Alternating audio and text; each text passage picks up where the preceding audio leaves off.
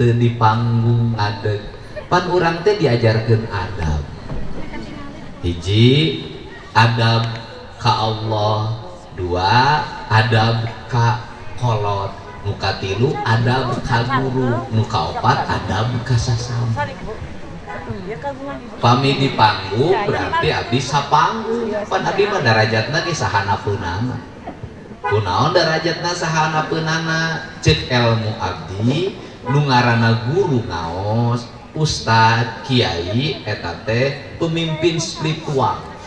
ari pemimpin spiritual teh urusan ge urusan langit lamun ceuk NU mah kiai langitan